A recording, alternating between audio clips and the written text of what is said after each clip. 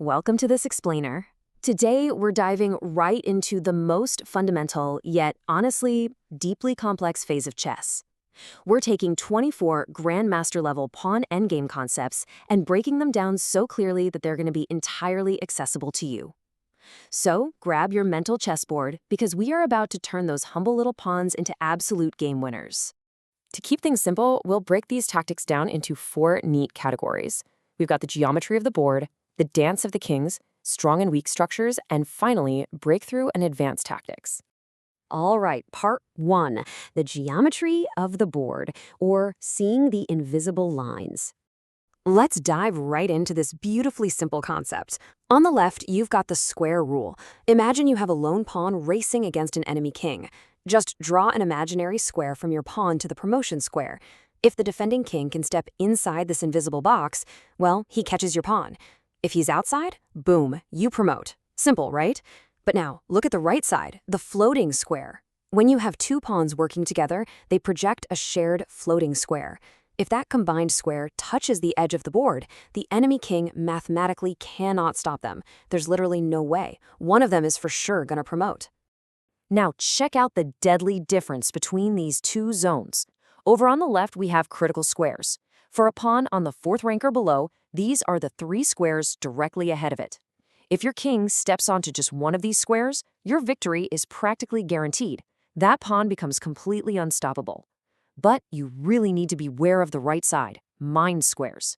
These might look like great squares to occupy, but they are terrible, terrible traps.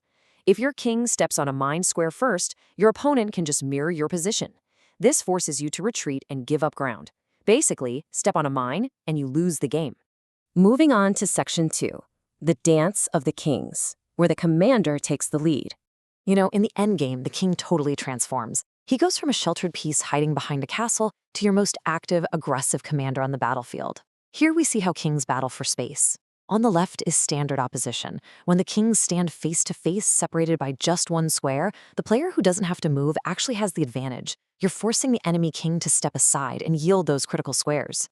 Now, on the right, distant opposition works on the exact same mathematical principle, but the kings are separated by an odd number of squares, like 3 or maybe 5.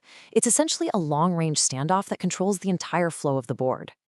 Notice the sheer physical presence of the king here. On the left is the blockade. By simply parking your king directly in front of an enemy passed pawn, you stop it dead in its tracks. But the right side shows a real fan favorite, shouldering. Think of it kind of like a hockey check.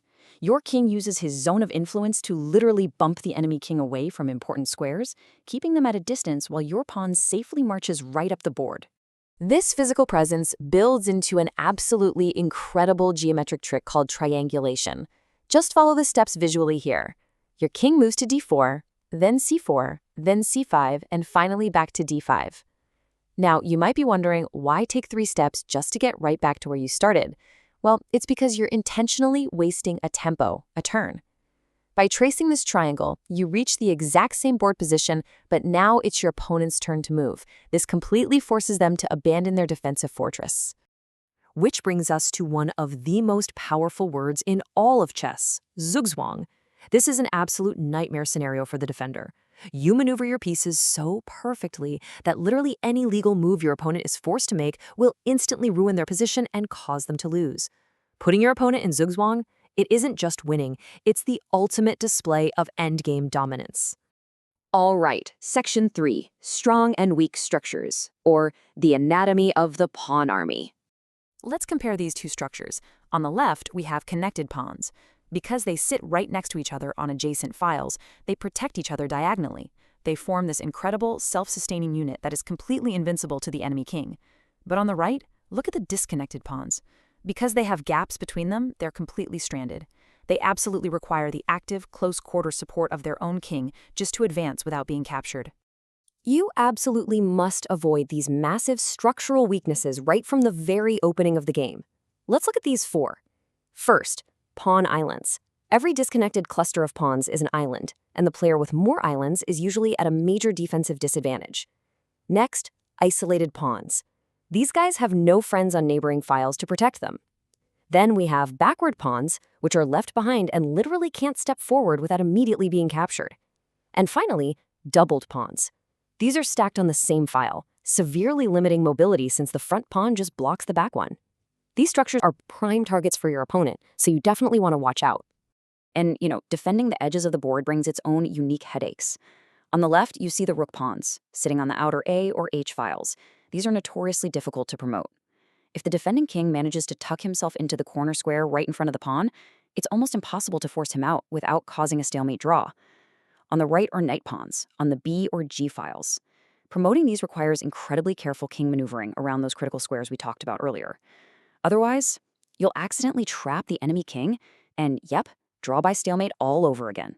So what exactly happens when both sides have solid structures and the board is completely jammed?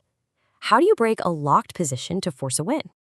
That brings us to Section 4, Breakthrough and Advanced Tactics, Securing the Promotion. The absolute key to breaking a deadlock is the pawn breakthrough.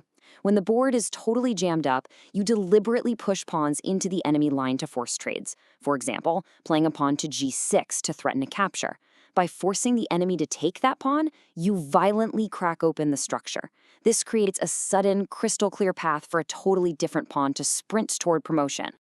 A breakthrough creates immediate lethal threats. First up, the passed pawn. This is a pawn with absolutely no enemy pawns ahead of it on its file or adjacent files. It is ready to run, and when that passed pawn reaches the 6th rank, it becomes a ticking time bomb. But there's a huge catch here. It requires perfect timing. If you advance to the 6th rank and accidentally put the enemy king in check, it makes it incredibly easy for the defender to slip away and force a draw. You have got to push it at the exact right moment. This builds into the subtle genius of the reserve move. Imagine you have a winning setup, but it's your turn, and moving your king would totally ruin your dominant position. Well, a reserve move is a tiny pawn push, maybe moving a pawn just one single square, that acts as a waiting move. You effectively pass your turn right back to the opponent, forcing their king to step away from a critical defensive post. Now, this next tactic has an amazing name in Portuguese, boi de piranha. It literally translates to sacrificing one cow or river of piranhas just so the rest of the herd can cross safely. It's the ultimate decoy. You deliberately sacrifice one of your pawns on one side of the board to distract and draw the enemy king away. And while he's busy eating the decoy, your remaining pawn herd on the opposite side of the board just advances unimpeded for an easy promotion. But sometimes neither side blinks, and that results in pawn raises. It's a desperate simultaneous sprint to the end of the board. This is where pure calculation is literally everything. Being just one tempo, one single turn ahead, makes the entire difference between winning and losing. It's especially crucial if you can calculate deeply enough to ensure that when your pawn promotes to a queen, it instantly delivers a tactical check or maybe a skewer to capture the opponent's newly minted queen. Which leaves us with this final provocative thought. Which of these 24 tactics will secure your next checkmate? You see, chess isn't just about flashy queen sacrifices. As you've hopefully seen in our explainer today, mastering the Hummel pawn and truly understanding the geometry of the board is the genuine mark of a master. So take these building blocks straight to your next match. Keep calculating, keep pushing forward, and we will see you next time.